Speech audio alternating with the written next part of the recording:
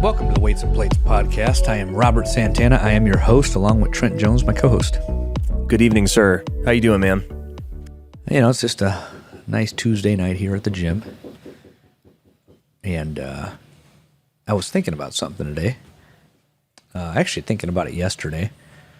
I had an apprentice from one of the gyms join my gym, and we were talking about programming and all that. And from one of the starting strength gyms? Yes. Okay. Yeah. And he wanted to prioritize his bench press. Okay. And I started, talking to him about some of the things that I've learned this last year, as I'm prioritizing mine. My bench is, I'd say it's probably advanced. I'm trying to add every 2 weeks, but looks like that's getting hard. So I'd say I'm solid intermediate at best, but I'd say advanced based on the frequency of PRs. Like my last PR was 4 years ago. Granted, I didn't start focusing on it till a couple years ago, and before that I was probably pressing more, benching less. So there's a lot of variables there, but I've been benching longer than any of the other lifts. I did it since I was 15, Right. And that's one of those deals where technique made me better at it, but I wasn't, as strong as I was going in because of technique that was so atrocious, like not touching my chest, for instance, right? Like, my shoulders and elbows were going through full range of motion since I was 15. I just learned how to get my back and legs into it through coaching, So I'd say it's probably an advanced lift, And we started talking, and we were just talking about how people, get to intermediate status as a trainee. They go through a novice phase. They get their newbie gains. For those of you unfamiliar with our lingo, a lot of people know what newbie gains are. You gain strength and muscle mass very quickly in the first year of training, and then you get to that place where it's a little steadier, and then you get to that place where it seems like you've peaked out, except you haven't. Right. It's just gotten hard, and that's what we want to talk about today. Yeah. We wanted to talk about what people do when they get to that place. What people do when they get to that point, and then why it's usually wrong. Like how people normally go wrong, go off the rails when they reach more advanced training status. Because oftentimes we've observed, both in our own training and in working with other people, I think for me, I've learned this lesson by working with other people more than working with myself. And that lesson is that oftentimes when you hit a plateau and you seem to be really, really stuck, the temptation is to change, right? Is to change something and, change the program, change the goal, whatever it is, so that you can be more novice at something, essentially, and then progress that again, right? You just want to get some progression. And oftentimes it's right at that moment where you're about to throw in the towel and just change the goal when you're about to break through. And I think when you're programming for yourself, this is the risk of that, right? Where you're just like, oh, I'm stuck, I got to change the program. No, probably not. Probably not. Sometimes, yes, but probably not. Especially if you have been doing this for a while and you have pretty good technique, if you've been coached before, if you've really, if your technique is good and you've run through a couple years of programming, the answer is probably not to switch. It's to problem solve. But this is easier to see when you're working with other people because, from my perspective, programming for someone else, I don't feel the frustration they feel. I mean, I do if they've been stuck for a while. I get frustrated as a coach too because I really want them to improve. I want them to set PRs. Sometimes I want these more than the person that I'm coaching does. But I don't feel the sort of day-to-day in the gym frustration that they might feel being stuck at a certain weight. And so from my perspective, I might look at something and be like, okay, well, the bar speed was better this time. It was faster this time at the same weight we got stuck at before. I bet they're about to break through. Let's keep working this. Let's keep working this. And so if you don't have the advantage of that, when it's all just you looking at yourself and trying to self-evaluate, then it's easy to give up on the problem and go do something else. Well, then you run into this problem where some people just want it to be like the novice phase forever, where it's predictable, steady, and Right. you're Yeah. improving all the time. And it's smooth, right? Yeah. Yeah. Exactly. Yeah. The gains are predictable, and the effort level is relatively predictable, right? That's another part of it. Oh, The yeah. subjective experience of lifting it is it like on the novice linear progression, it gets steadily more difficult, but you don't really have. I mean, I don't know if you felt this way, but I don't remember feeling this way running a novice linear progression. Like it just goes from like easy to like a little challenging to like medium hard for a while. And then it gets really, really hard. But the thing is, Yeah. it's like everybody has this experience where you're like, oh man, 275 was like really, really hard. And then 280 was like really, really hard. And then like 285 is like, oh my God, I'm going to die. And then 290 is like, it's just really hard. It's not I'm going to die anymore. And it's, you know what I mean? It's like it kind of fluctuates as you're getting recalibrated as to what hard really is. Right. But it's like this gradual like increase in subjective experience along with the objective weight on the bar. But then like I feel like the more advanced I get, my subjective level of exertion is like all over the place. You know what I mean? Like it's, I have the mental fortitude to just to give every rep everything I've got, all, every workout. But like sometimes 365 is like really, really heavy, and then sometimes it's not so bad, and then it's just more variable, and that's a challenge too. Where I start to see a problem is when it gets to that really hard territory, Right. people tend to burn out. And that's normal because think about what's happening to your body. It's a tremendous amount of stress. You're missing reps. You're beat up all the time. You're tired. I mean, how should you feel when it's that hard? Right. Exactly like that. Yes. So then you got to troubleshoot and you start ruling things out. Well, the first thing that most people want to rule out are these lifestyle things. Like, well, maybe if I just ate a little more, or maybe if I just slept a little more. And, if you've had steady progress for several months that's been uninterrupted, chances are your diet's probably close enough. You're sleeping probably decently enough unless something suddenly changed. Right. And any improvements to that might get you another workout or two, but that does not change the reality that you're about there, buddy. You're about at that wall. Now, if you've kept yourself underweight, that's a different story. You can push your body weight up. I had that problem. I did that. But you're going to reach a point where the stress from the workouts themselves are going to wreck you to the point where you're psychologically overtrained too. And you're just like, fuck, why am I even doing this? Right. You feel like you're comatose. You hate the gym. You don't want to go in. I mean, if you just think about your brain as an organ like anything else, how do you expect it to react to that? Yeah. You're going so fucking heavy. You're missing reps. You're tired all the time. You're sleeping 10 hours when you're not even trying to, those are signals that you need to listen to, right? And then you have to transition. But guess what? You go to an intermediate program, that might be steady for a little bit, but then you get to the same place. And then you get to the same place faster. Your margin of error, especially in the lifestyle area, starts to shrink the longer you do this, One night of bad sleep, might get away with that in an LP, might get away with that in your first 2 years of training. Right. But guess what? You get past that 6 to 9 months of intermediate, I'd say 3 to 6 months more realistically, unless you're younger.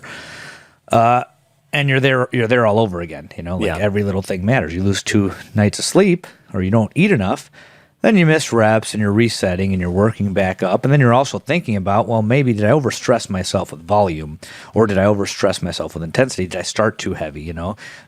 Or maybe did I not use enough? That's usually not the case. Rarely do I see that people aren't doing enough, on the volume side, even though that's what's oversold and that's what's fashionable now. Okay. Yeah. Right. More often, too much is a problem than not enough. Yes. Occasionally it's a not enough deal, but I don't see that as the common thread because we're always pushing intensity, and eventually there's a inflection point where intensity gets so high, volume has to come down. Right. And you're not going to lose your gains. You're going to make more, and that's kind of where I'm at. That's what inspired this episode. I was just thinking, I'm like, if you're going to coach this stuff, for those of you coaches or aspiring coaches listening, you really have to train yourself to advanced status, not because you're going to go on a powerlifting platform necessarily, but because you're going to deal with advanced lifter problems across various demographics. Somebody who's old, somebody who's sick, somebody who injures easily, somebody who just has shitty genetics, somebody who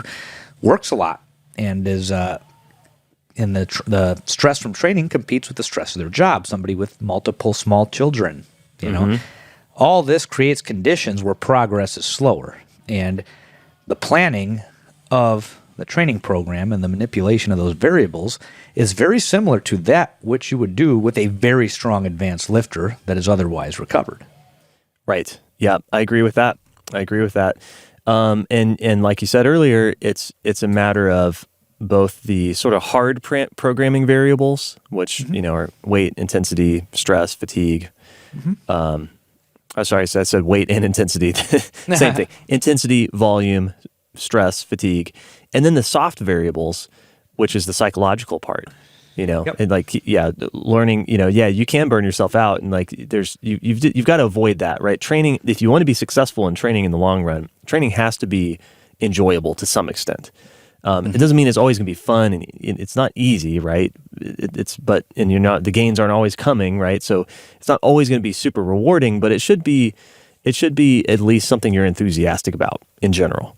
Because if you're not, you're never going to give it 100%, and then all bets are off. This is why, by the way, this is why I think so many programs work. You know, when you look at how different some training programs look like for advanced lifters, there's individual variation, of course. You know, so people need different things to make lifts go up. But I think an underrated part of it is just the psychological factors. If a trainee is stoked about their training program and they believe it's going to work, then they're more likely to put more effort into it, and the more effort is what's going to make it more effective.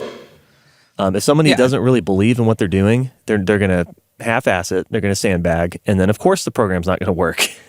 Also, if they've been beating themselves up on the previous program, that deload to get on the new program makes them feel better, right? More energized, ready to go. Yeah, you know? Exactly.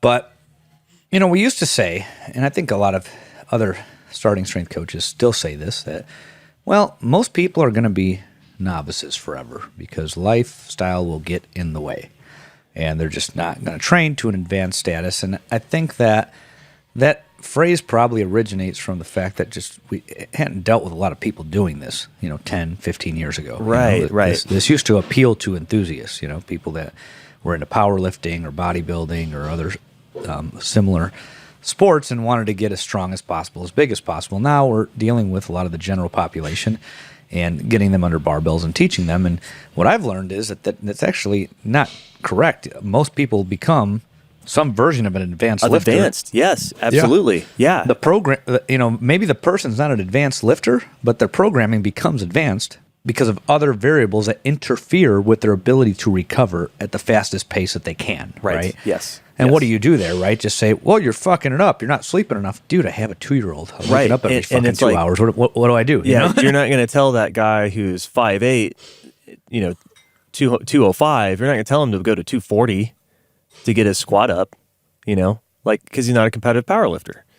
No. Right? Like, that's a practical thing. He's like, oh, look, the guy's already 205, he's jacked, but, he's not going to go to that extra level. It's just not, you can't tell him that.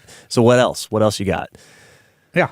And that's where you got to think. You're like, okay, well, we got to try and find a way to move the needle here. And there are things that he's willing to do and not willing to do. Or in the case of, you live through this trend, you have a small child. Mm-hmm. You're not sleeping because you have a small child, What are you going to do? You're going to tell this guy, well, just sleep more, dude. Right, yeah. It's just not going to happen. That's the reality of that man's life. Right, exactly. So therefore, is he not recovering at all now? So I think we've had this on a dichotomy, right? Like where, well, if you don't sleep enough, you're not recovering at all. And if you sleep enough, you're getting full recovery. But what about that in between, right? Can that person still progress? I mean, I don't know. I've the way that I've approached it to keep weight on the bar moving up is I just stretch out how often I push that person at a high intensity. And we're able to make some semblance of progress that way. It's very slow. It's not great. Yeah. And then sometimes they just crash and have to reset. There's nothing I can do about that. Okay. But, we've given a couple extreme examples here. What were you going to say? Well, I want to unpack that, what you just said there. So we have somebody who has, okay, but not great recovery. So they're not an athlete kind of by definition, right? Because they're not devoting that level of attention to the recovery, whether it's because of desire or just because of lifestyle factors, right? A busy parent with a job and all that stuff. Okay, so this person, one solution to solving the stress fatigue issue here is to spread out the distance between the heavy attempts, right? Like you said, like you just said, that is one solution. Now, here's what's interesting is with this kind of trainee, because those are the ones that suffer the most, if you haven't noticed. yes, yeah, and it works, right? If you get 10 days between heavy squats, whereas previously you had 7 days between heavy squats, that can make a huge difference, right? Day five before your back's still torched. Day 6, 7, you're like kind of 80%, but not 100%. Well, now you move it out to 10 days apart from those heavy squats, and now you're feeling fresh by the time you squat again. Yes, that totally works. But there's a limit here with these sort of average folks who are of average athleticism, and I've run into this problem where it's like, okay, now we're at 10 days. Then eventually it becomes 2 weeks. Then eventually it becomes 3 weeks.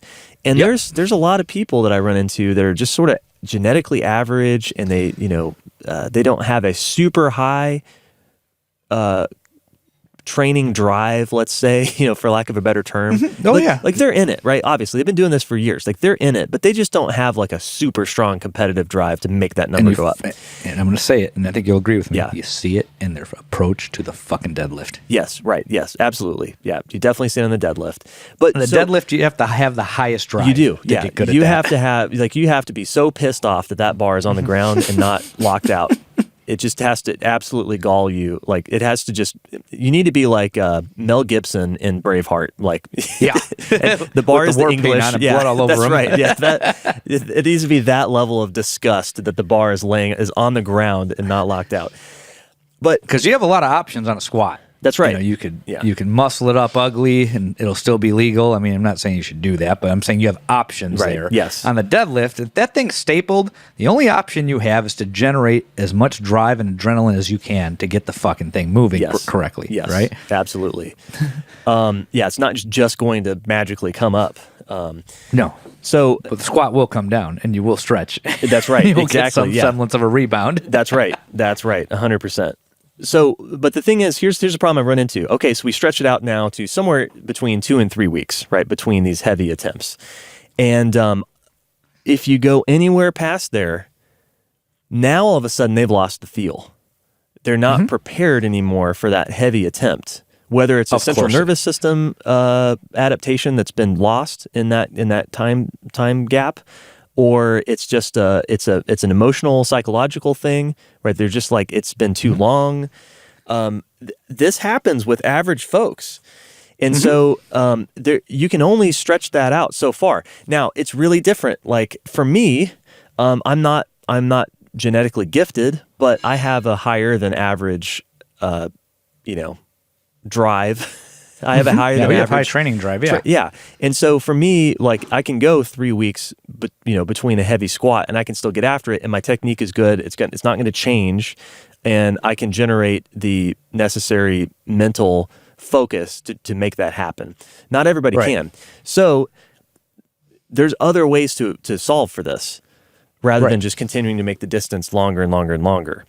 And one of the ways is, this goes back to our RPE episode. I don't use RPE to solve this, but I do auto regulation to solve this, where I'm like, okay, let's say we're now at every 2 weeks you squat heavy. Okay, instead of moving beyond that point, I'll be like, we're squatting heavy every 2 weeks, no matter what. But what I'm going to do is I'm going to say that this top set is going to be a single to a triple. It's going to be somewhere in there. And some days you're going to have the single. Some days you're going to have the triple. Some days you might have 5. Right. But we're gonna do that, and I'm just going to give them the option of how many reps they do. Right. There's other ways to do this, but that's like an example of auto regulation. And I found that for those people who are more average and that don't have a super high training drive, that is mentally less taxing for them than a fixed rep range. And and sometimes if they're just having a bad day and it's for they just don't want to be in the gym, they just hit that single and they're like, okay, that wasn't so bad, and then they hit their back off sets and they go home. Yep. So I wanted to unpack that, because I have run into that problem where it's like, you can't. Not everybody responds, even if they're advanced, to just simply continually increasing the distance between heavy attempts. No, you're absolutely right, because you said something there that, struck a chord with me, that, if you have a fixed rep range, you have to have an insanely high drive to commit to that. Right. And I'm going to speak to that because that was me this year. Yeah. Right. I've watched people have meltdowns over a variety of things that go wrong in the weight room. Mm-hmm. The difference is when I have them, I'm back in there the next week trying to troubleshoot it. Right. For most non-serious, non-competitive, recreational lifters, don't have that level of drive. They don't have the patience to miss the same weight for 3 months. Right. Yeah. Which is what I did, because that's what it took for me to figure out how to move it, how to get it to move past that point. So to add context, my best bench press ever for a set of 5 was 267.5 for 5 in 2020. I was about 190 pounds, and I did that, and I haven't touched it since. So now I'm working back up, and then this spring at some point, I got stuck around 260, had to repeat it a couple times, got it, right? Right. And I was trying to add weight every week. Because I figured, well, I've done this before, and last time I did it, I added weight every week, and I was doing less volume and all this other shit, right? I get 262.5, and then I get 4. Then the week after, I get 4. Then the week after, I get 4. First I adjust lifestyle factors. Okay, let's sleep more. Let's get my protein up. I was slacking, Still getting 4. Then I'm like, all right, let's go every other week. So I go every other week, keep getting 4. And I'm just hitting sets of fucking 4 at 262.5. Remember, this is 5 pounds under my PR. Mm-hmm. And then I'm like, all right, let's go every other week. So I'm going every other week, still 4. Yeah. Then I'm like, all right, let's drop the volume, and also let's drop the intensity on the light day, because I was doing a 2-day bench split. Originally I was at 3 days, by the way. I dropped it to 2. Yeah. So I was doing a 2-day bench split, 1 day heavy, 1 day. It was less heavy back then. So I'm like, oh, let's actually make it light. Let's do 80% of the heavy day on the second day and see what that does. Well, then I got 262.5 for 5. Then 2 weeks later, I got 265. Then 2 weeks after that, I got 267.5, right? And then today, right before this podcast, I went for 270, locked out the right arm, did not lock out the left. That's how I failed close. benches, by the way. So close. Yeah, you saw it, yeah. Yeah. And then I got pissed off, threw some shit. Actually, I didn't throw anything this time, but figure of speech in this case. But we were getting somewhere, But I was pissed off. And then I immediately calmed down because I knew. I'm like, okay, let's think through. I'm like, my internal rotators were kind of sore when I was warming up, which suggests to me something I did last week was probably not recovered from. Right. So I went down the list. I'm like, okay, what did I do last week? I tried to pin bench press 312.5 for a set of 5. I keep getting 4 there. So that lift isn't really moving, but it's an assistance exercise. So I don't really care that much. I just keep getting stuck at 4. And part of it's the way the bar is landing, I think. Mm-hmm. You have to, when it gets close to your 5 RM on that, the bar's over you. You can't realign it like a rack pull or a press, Right. So, just that's less relevant. The point is, I'm like, okay, so I did 312.5 for 4, then I did 245 for, I think, 2 sets of 5 back-offs from that, right? And then the second day I did 205 for 3 sets of 5. So I'm like, well, it's not the second day. That was light and easy. I'd barely rested. So it had to be something from the first day. Because the second day I did feel it too, that soreness, Mm-hmm. And I'm not injured. It's just that soreness is usually an indicator that I'm doing too much. And I know that because when I made that adjustment, when I was stuck at 262.5, I was feeling that too. Then it went away once I made that adjustment. Right. Now it's back. Right. So I'm looking at it. I'm like, okay, I think this reminds me of rack pulls. When you're an early intermediate and you're, let's say you're going from mid 300s, low 300s to 400s on the deadlift. You might rack pull 1 week, deadlift 1 week, and that you can handle the stress of that just fine. And the partial gives you a break from the full range of motion. Right. Because the full range of motion is the stressor. But if you're a late intermediate advanced lifter and you're rack pulling, into the 500s or heavier for a set of 5, that could start to interfere with your full range of motion deadlift for a set of 5, which is, Rip would say, well, that's why I tell you to do haltings. Okay, sure. Okay, that's valid. Mm-hmm. But, I noticed that. I'm saying that I noticed that. So I think what's happening to me now is that the pin bench press, the stress of the pin bench press is starting to interfere with my bench press, which is what matters, Right. Yeah. So my next move here is, well, today, instead of doing 2 back-offs at 95% of the top set, so that would have been 257.5, I did a single back-off, Right. And before I was doing 2. So I dropped the volume on the high-intensity week, and I will probably drop a set from the second day, too, because that's going to be like 220, for 3 sets of 5. I think I'm going to drop that to 2 sets of 5. drop that volume down because the intensity is now higher for both days. And then next week, I'm not going to pin bench at all. I might either do 3 or 4 sets at 245 and then try it again 2 weeks from now and see if that works. So why am I bringing all this up? I'm not incredibly strong, as you can see, and my training's, not really anybody's problem here except my own, but because this is what it looks like when you're a highly committed lifter with a high training drive. I've been fucking frustrated. So I started this strength phase on bench, if you want to call it that, last September. So it's been a year that I've been chipping away at this, and I've changed a lot of different things, including my body weight. I've gained like 30 pounds, I think, or close to it. Yeah, about 30 pounds. I think I gained 30 pounds. Because I think I was 201 last week. I think I'm probably 202, 203 right now. Yeah, right. And I'm carrying it better than ever, by the way. And it's clear that I've put muscle mass on the relevant areas. So there's a bigger bench hiding under there. My arms are bigger, my chest is bigger. And as I just explained to you, I was able to go up in weight once I made some modifications. I dropped some volume, right? Right. So my point is, a highly committed lifter will sit there and get pissed off week after week, month after month, changing one variable at a time. Somebody much less committed may not want to do that. And that's where your strategies make sense. If you give them an option for a rep range, that's going to work better with a brain that can't handle those missed reps on a consistent basis, or achy joints on a consistent basis, Like that's another thing, right? So I have a lifter. I'm glad she walked in because I just thought of her. One of my members here, she's in her 20s. And I'd say she's on the lighter side. She's low 120s. She's about 5'3", 5'4", something like that. Okay, yeah. And recreational, she does this for lifestyle to be healthy, but she tweaks her back very easily. Her best set of fives, 175 on a deadlift. I think it's 145 on the squat. She's benching less than 100, like 80s for a set of 5. Right. And her best press was 60 for a set of 5. I know this because she just posted them all up in her metrics last night on TrueCoach when I added that feature for her. Yeah. And, if a competitive lifter looks at this, well, she's not that strong. But guess what? She's being trained like a late intermediate. Yes, yeah. Because she tweaks her back sometimes with 145. And these back tweaks were happening all the fucking time last year. Right. To the point where she stopped lifting. She took a break from the gym, was doing silly bullshit, physical therapy shit, found her way back here. And then, one of the things she really wanted was for me to give her an old man program. Yes. So I started talking to her how I've been dealing with other lifters, And she's like, oh, please put me on the old man thing. And I'm like, okay. So we did that. She rack pulls 1 week. She deadlifts 1 week. But her rack pulls like, 165 or something? Yeah. And then her deadlift today she's going to do 150 in here. Yeah. And, these aren't enormous numbers, but guess what? She's been back here for several months. No back tweaks. She better not fucking tweak her back right now. Right. Yes. But, and then she says when she feels it coming, it's gone by the next week when she does the other variant, Right.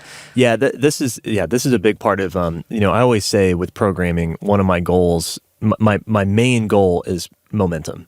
Right, it's maintaining momentum, and a big part of that, you got to stay in the game. It's just staying in the game, and a big part of that is just avoiding the fucking tweaks.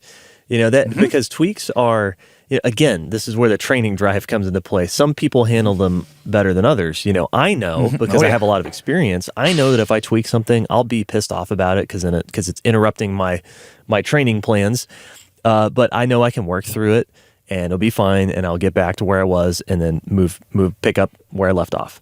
I don't get too up in my head about it, but people that I work with, they don't have that experience, and they're some of you listening might be like, that doctor was right all along. That's right, yeah, and that's very tempting. Bad for my back. and here's the thing too. This is another thing that's unique is most of the people that I train that have been with me for, even 2 years, there's nobody else in their life that does this. There's nobody else they can look to and say like, oh, okay, well he's dealt with that before. That's the people I train are not hanging out at powerlifting gyms or Fuck no. They don't have people that have years and years and years of lifting experience. They can talk them off the ledge and be like, hey man, listen, been down this road like 100 times. It's going to be okay. It's just me saying that, right? Me versus the doctor or whatever that's whispering the opposite message in their ear. Right. So yeah, this is another thing, and this is completely valid in my opinion. It's okay to modify your training to avoid tweaking your shit. And that might mean that, you don't go for sets of 5. even if sets of 5 are the ideal thing to do, maybe you do triples. Again, I do that same strategy I was talking about earlier, very simple, where you just say like, hey, here's our top set. We're not going to do 5 because rep 4 and 5 start to get sketchy. And with people who are prone to back tweaks, especially in the squat, it's those sketchy reps you need to avoid, because that's when you start doing weird shit and your back moves under load and tweaks tend to happen at that point. So that's right. You can do the same thing. Say like, you know what? Hey, listen, you can either step them down artificially, be like, hey, I know you're capable of doing 5 here. We're going to do 3. Or you can just say like, you're going to do 1 to 3 reps there. And again, auto-regulate it. And if you keep them from tweaking their back, that will make them feel a lot better. It's when you accumulate multiple back tweaks right after each other, a few months apart, it's just demotivating as hell. Then you're like, why am I doing this? I can't even do anything. I'm just hurting all the time. Right. And they're like, I'm not even strong, and I can't. Yeah. It's a spiral. It's a spiral. So the point is, I think, I think the point that I'm really trying to hammer in this episode is that, we're all going to become advanced lifters, right, for various different reasons, but very few of us will become advanced lifters because we've gotten so fucking strong, Exactly, yeah. That's like all these weights that we're talking about, that you talked about in your own training. It's very similar for me. It's a lot of people might look at this, like strong people might look at this and be like, well, it's not that heavy. You're not advanced, and completely miss the point. Well, it's not about it. In the gray book, and I think in the blue book as well, the gray book being practical programming, the blue book being starting strength for anybody who's new to this, it states that the level of advancement is determined by your recovery time, how fast you can recover. A novice can recover in 24 to 48 hours, an intermediate, generally about a week, and late, and so on, right?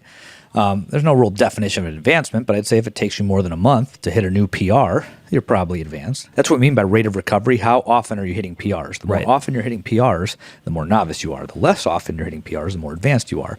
So a better way to put this, the phrase I really want to hit home here is, we may not all become advanced lifters from a competitive standpoint, but we're all going to need advanced programming at some point for various reasons. For me, it's been the amount of weight I'm lifting.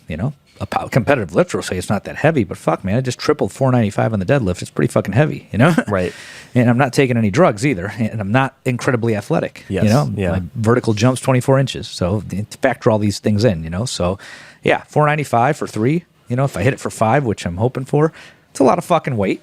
So I'd say I'm an advanced lifter because I've added weight to the bar for over 10 years. And then before that, accidentally for probably the first 3 of the 15 that preceded that, Right, exactly. So I've been adding weight to the bar for a very fucking long time and still hitting PRs, They're happening less frequently, so I'd say I'm advanced for that reason. But the majority of you listening will require advanced programming for other reasons. Sometimes your recovery time, sometimes the recovery time for your muscles is faster than that for your connective tissues. And unfortunately, you only kind of find that out when you start lifting and fucking tweak something. And, a lot of you won't have that issue. Some of you will.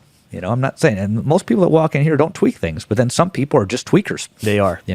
Michael Wolf's a tweaker. We've been trying to, this might be a good, if you're listening, dude, we still got to get you on. Yeah. But he was a tweaker back in the day, and I don't know where he's at now. As far as I know, he's healthy for what he is right now. He's able to train. Yeah. But he tweaks so many things, and his form was impeccable, and he's extremely strong and extremely athletic and extremely muscular. He has all the things going for him, but joints and connective tissues, for whatever reason, weren't cooperating. And I think that might be a good reason to bring him on and talk about that. Right. Yeah. But some people just tweak, and you have to factor that in. Tweaks extend recovery time, even though your muscles are strong enough to, go again sooner. People don't think of it that way. Yeah, absolutely. And you need to. So again, I'm going to say it a million times in this episode, where most of us will not become advanced lifters because we've gotten so strong, but most of us will require advanced programming. Yes, 100%.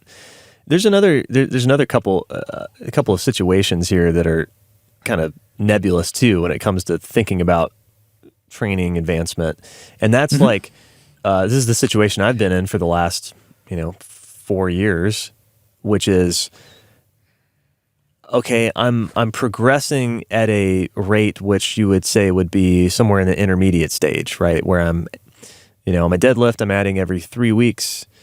On my squat, I'm adding every 2 weeks at this point. And so we would say that maybe you're like a late stage intermediate, right? So not necessarily advanced, but I'm progressing back up to levels I've been at. So It's going to, in fact, take several months to produce a real PR. In some cases, years to produce a PR.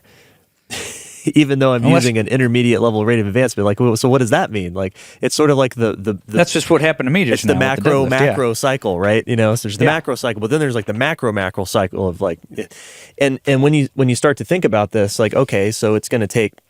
The last time I hit a squat PR was 2020, I think, 2019. I think squat PR was.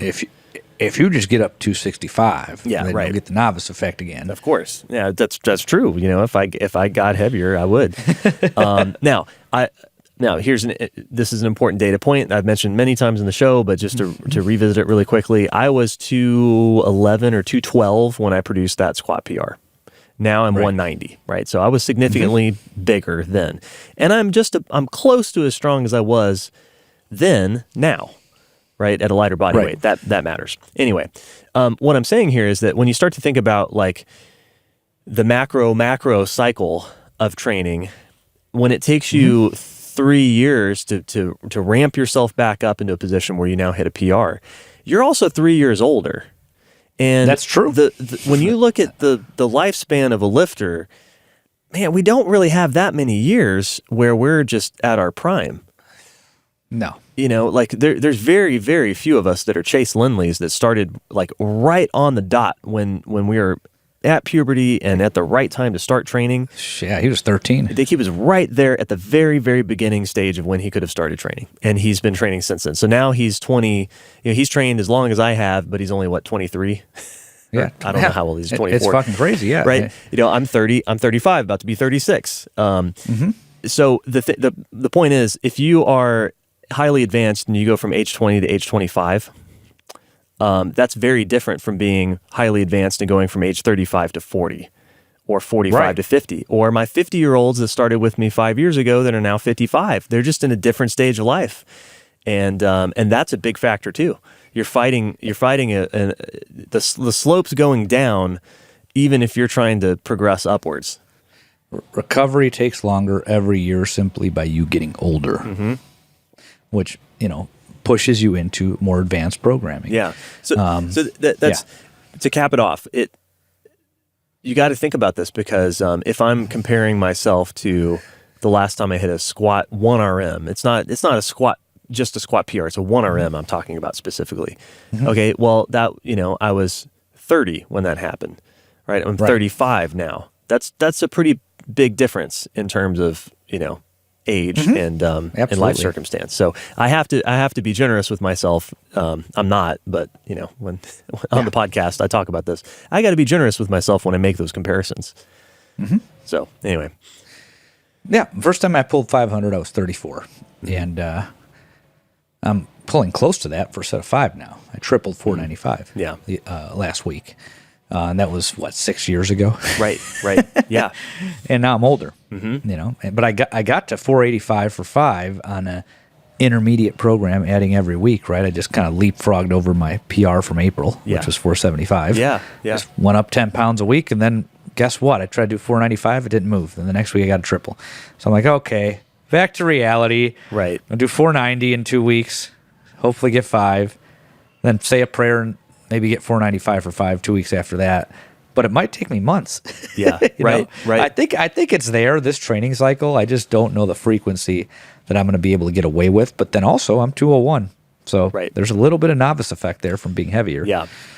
But you got to think about this from the perspective of anything that interferes with recovery will put you in a situation where you have to train like someone who's more advanced. So you just have to be prepared for that. That's why it's important for coaches to push themselves to advancement due to strength. I think that's very important for a coach because for me, at least, when I'm dealing with people that can't recover for other reasons, I kind of know what to do. I kind of think about it, and I'm like, okay, stress recovery adaptation. Right. This person tweaks their back when they get to about this weight. So at about 80% of that weight, we're going to go every 2 weeks, or 85% or whatever, like I don't know the exact percentage. I'm just throwing a number out there. Sure. But I know that because I've had to like sit here and troubleshoot these big numbers that beat the shit out of me, and then I can't add to them. And I got to figure out how to add to them because I want to get stronger. And I've never taken drugs to circumvent that, Right.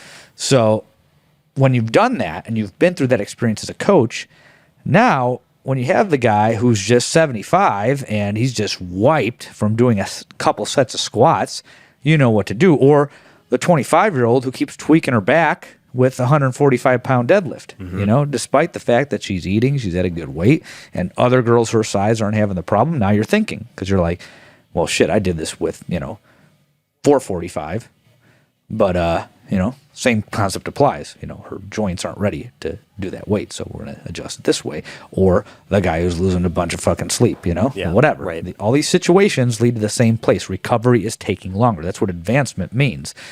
Now, other things are causing recovery to take longer, not just the load on the bar and your level of strength. That's the difference. But the bottom line is you're going to need to know how to apply training principles to accommodate the stress recovery adaptation cycle for each individual lifter. Yeah.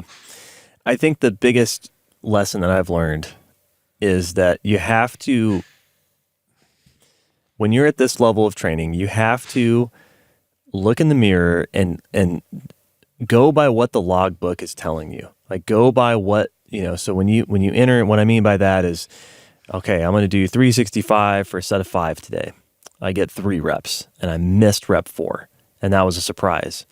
Okay. Mm-hmm. One workout's not a trend, but 3 workouts is a trend. And you have to look at that and be like, okay, this is not working. Stop beating your head against a wall and make some changes, right? That is undone. That has slowed down my progress more than anything is thinking that I should be able to progress at X rate and then running myself into a wall. And then, I'm pretty fortunate. I'm pretty resilient. I don't really have many connective tissue injuries. I've had a number of them over the years, but that was really mostly in the first 5 years of my lifting from technique mistakes that I was making. Now that I've figured out all of those, it doesn't happen very often to me. So I can sit there and beat my head against the wall for a long time. But other people are not so lucky, right? Like your girl that you're talking about. And so she just survived, by the way. She came in here and gave me a thumbs up. Okay, good. All right, awesome. Hey, nice work. Nice work. Yep. But if that's happening to you and you're getting these tweaks all the time, you got to stop and say like, okay, hold up. Even though I think I should be able to progress past this weight at this particular rate, 5 pounds a week or whatever, I got to go by what I'm actually seeing in my training here, which is I keep tweaking my back at this weight. What's happening? Okay, like you said, a reasonable thing to deduce from that would be my rate of increase is too fast leading up to that weight. So before I get there, somewhere like 80 to 90%, like you said, I'm going to slow down my rate of advancement and see if that's enough to give my connective tissue time to recover between sets. But that's it's very tempting to get caught in the shoulds. This is what Dr. Pewter calls the shoulds, where you're like, well, I should be able to do this. Like, it shouldn't be a problem that it's only this weight. It shouldn't be a problem. Rip says every guy can deadlift 500, so this shouldn't be an issue. Like, what's the problem? People get very wrapped up in that. Like, look, man, you got to go by what your training is telling you. Most guys should be able to. Yeah, they'll get there. Look, you're going to get there. But I'm sorry. If you want it, if you want it, most of you are going to get it. Some of you won't. Yeah, some of you won't. But most of the time, if the commitment and the drive is there, 500 deadlifts doable. I'm getting off topic That's here. Right. But That's right. But some of you, it might take you 5 or 6 years to do it. Yeah. I mean, there's a point where these should statements are productive, and then there's a point where they're not productive. Right. And that's why I'm saying at this level of training advance. But this is not conversations that I have with novices and early intermediates, because their problem is they have self-limiting beliefs more often than not. Oh yeah. Right. This is more of like, hey man, these are the people, like you said at the very beginning of this episode, are typically looking first to like, I only ate 194 grams of protein today. I didn't get my 200. That's got to be that's got to be part of it, right? And you're like, no, like, bro, like, it's, or they're like, oh, my right toe was turned out, I think 16 degrees, and it could have been 20 degrees, and it's like that's not the reason, man. It's like we got it. Your training is telling you that we're done with this particular. We need to keep you moving. Yeah. I had a guy recently, same thing. He's a novice. He's young. He's in his early 20s, and he's 6'4". He pushed his body weight up to 275. And he was just trying to latch on to this novice forever stuff. And I just kept seeing like everything falling apart. And I'm like, the stuff that you are talking about wanting to fix is like 2% of the issue, like you're not going to make that much improvement there. Right. And the level of perfection required is probably unsustainable. So we got to be practical here. Right. I want you to keep adding weight to the bar. Just because it's not every 2 days doesn't mean it's a bad thing. I want the momentum to continue. That's right. Yeah. And that's where we moved him to, something more intermediate. He did fine, and he took a break and did it on his own, and crashed, and now I'm building him back up. But he didn't stay away too long, so I'm going to get him right back up there. He's getting some good numbers. But yeah, you want to keep moving, and in order to keep moving, you have to have those tools in the toolbox. Not everybody's going to run a linear progression and do a good job with it, then go on vacation, get sick, take a break from the gym, come back and do that again every single time. That's not typically what happens. What's more common is that they run a linear progression. It ends early because recovery is not optimized, and it's not because they're not doing the program necessarily. Sometimes that is the case, but sometimes it ends early because other things are pulling recovery down, and you have to embrace the practical reality rather than saying, well, you're fucking it up. Just fix all these little things that are going to make your life extremely high maintenance. Like, again, these people aren't competitive lifters we're talking about. If it was a competitive lifter, I'd be like, look, motherfucker, you need to eat more. You need to gain 50 pounds. You need to sleep. Don't fuck your girlfriend before a PR. Yeah. And let's get this done, Right. Whatever, I'm going to be a lot harder on an athlete, obviously. But the people that hire us aren't typically athletes. They want to be healthy, Yeah, and that's a different situation. Now you're dealing with other things. And it's interesting that we're seeing this because, like you said, this was just not a problem that Starting Strength anticipated 10 years ago. This didn't draw this type of audience. It's 15 a different years. Well, he wrote the book 19 years ago. Holy shit! Yeah, the first edition came out. 2005. The first edition came out in 2005. Okay. The third edition, the Blue Book, came out in 11, so that was 13 years ago. So 13 to 19 years ago. I mean, by the time I started going to the seminars, which was 2013, that was 11 years ago. There was a heavy CrossFit base there because he used to be the subject matter expert for CrossFit. Right, and right. I saw the tail end of that demographic. People that go to CrossFit.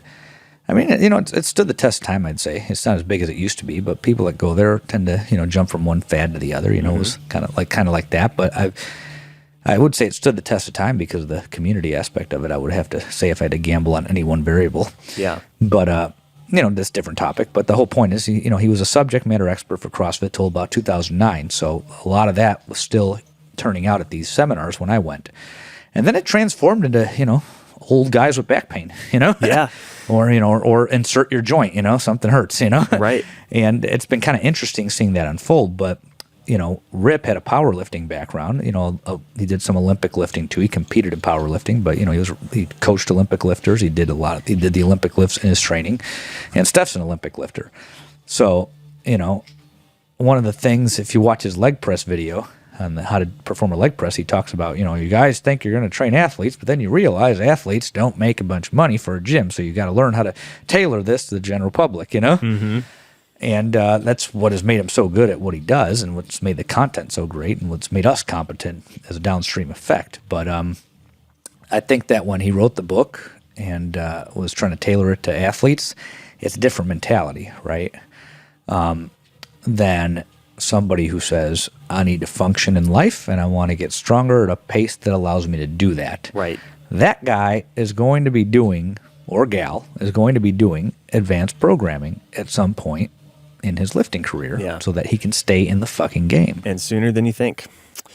Yeah. I mean, I've had people on it within the first year, but occasionally I get a guy who's in that situation but has high training drive. I got a guy right now up in Idaho. He cracks me up, man. He's working through some injuries right now, and it's just fucking killing him that, his progress is on the tape, is put aside right now. He's working through a tweak.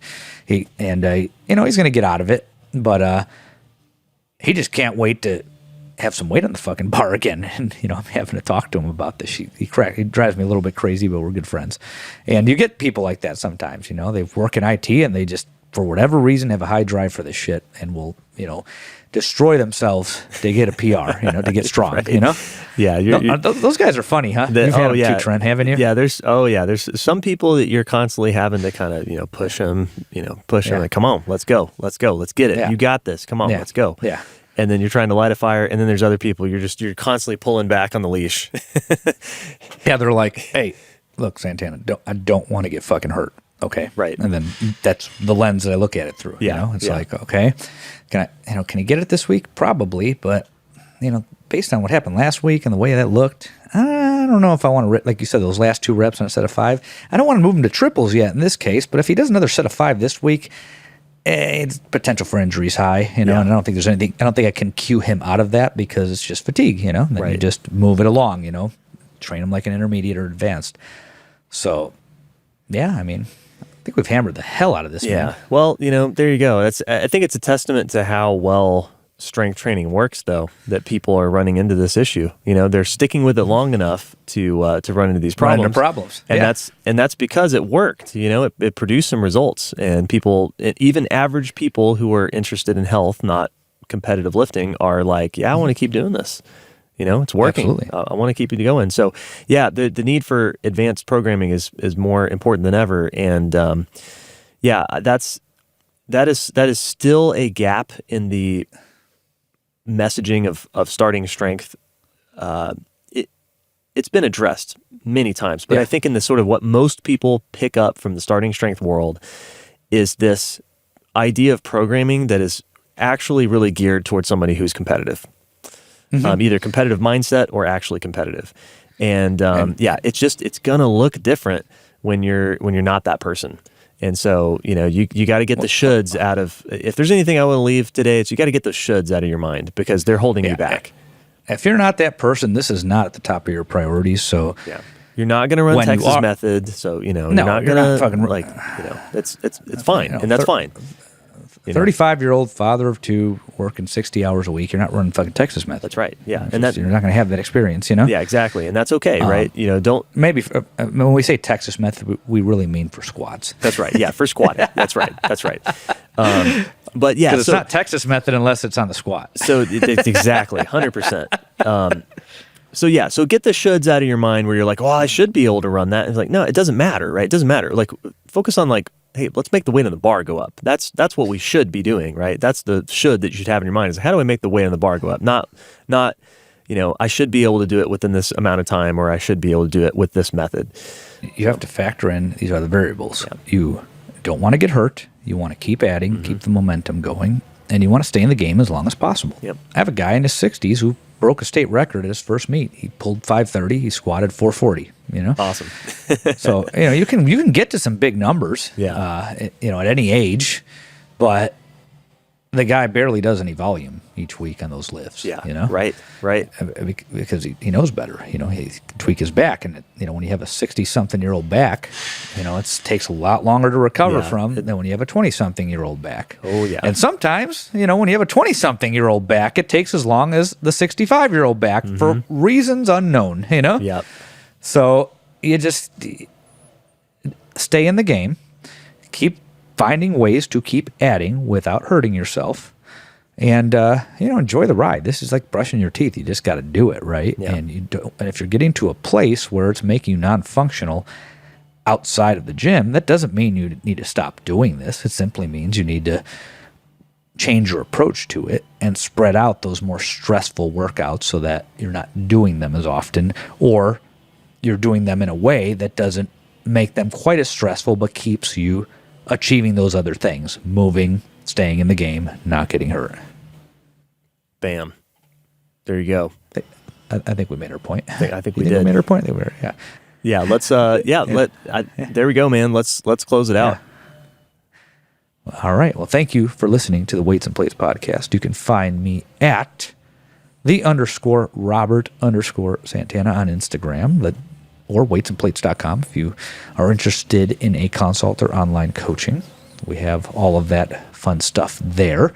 If you're Metro Phoenix, Weights and Plates Gym, we're just south of the airport where the I-10 meets the 143. Come pay us a visit. If you're local to Phoenix and listening to me and for some reason don't know I'm here, come on by. And we're now on YouTube, youtube.com/weights_and_plates. Bam. There you go. You know where to find me on Instagram at marmalade_cream. If you have any training questions for me, shoot me an email, jonesbarbellclub@gmail.com. That's my email address. All right, we'll talk to you all again in a couple weeks.